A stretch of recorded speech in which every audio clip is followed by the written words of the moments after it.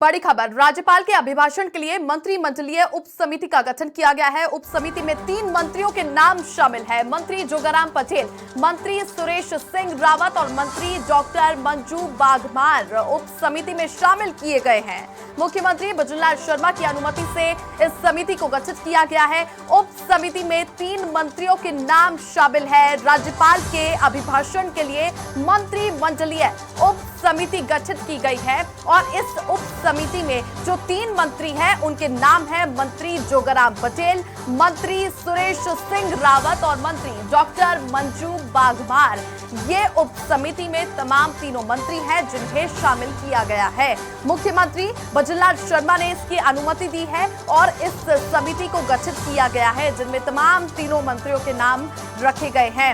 राज्यपाल के अभिभाषण के लिए जो मंत्रिमंडलीय उप समिति का गठन किया जाता है उनमें ये 3 तमाम मंत्रियों के नाम शामिल है। ज्यादा जानकारी के साथ सहयोगी मनोज जुड़ चुके हैं। मनोज, मंत्रिमंडलीय उप समिति का गठन किया गया है, राज्यपाल के अभिभाषण के लिए 3 मंत्रियों को शामिल किया गया है। बिल्कुल छवि, बताना चाहूंगा, जब विधानसभा का संचालन शुरू होता है उससे पहले राज्यपाल का हमेशा से ये नियम रहा है कि अभिभाषण पढ़ा जाता है, जिसके लिए एक उप समिति गठित की गई है अभिभाषण बनाने के लिए। और उस उप समिति में मुख्यमंत्री भजनलाल शर्मा की अनुमति से 3 जो मंत्री हैं उनको शामिल किया गया है। उनमें जोगाराम पटेल हैं, सुरेश सिंह रावत हैं और डॉक्टर मंजू बाघमार। ये तीनों मंत्री हैं जो अभिभाषण तैयार करेंगे। और उसके बाद जब 19 जनवरी को विधानसभा का जो सत्र है वो शुरू होगा, तो सत्र के दौरान सबसे पहले राज्यपाल का अभिभाषण पढ़ा जाएगा और उसकी तैयारियों में तीनों मंत्रियों के उसमें जो उप समिति है वो गठित कर दी गई है। तो कह सकते हैं कि जिसके आदेश जारी हो चुके हैं और तीनों ही मंत्री उस अभिभाषण को तैयार करेंगे। जी छवि।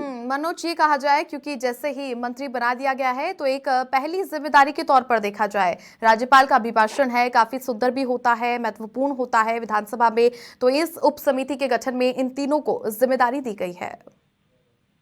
अब बिल्कुल छवि, इसको इस नजरिए से देखा जाना चाहिए क्योंकि पूरी प्रदेश की जो विकास योजनाएं वो सभी इसमें अभिभाषण में शामिल की जाती हैं और उनकी जो बड़ी बारीकी से तैयारी की जाती है। और कह सकते हैं जिस तरह से सरकार मार्च में बजट भी पेश करेगी और पूरे बजट के दौरान प्रदेश के लिए क्या क्या योजनाएं लागू करनी है या जो पुरानी योजनाएं उनमें क्या क्या जो योजना है उनको रखना है, सभी पूरा जो कह सकते हैं पूरा फॉर्मेट होता है, पूरी संरचना होती है अभिभाषण में। और उस अभिभाषण के जरिए ये मैसेज भी जाता है कि आखिर जो सरकार है वो प्रदेशवासियों के लिए क्या नया करने जा रही है और किन किन विकास योजनाओं की नींव रखने जा रही है। छवि।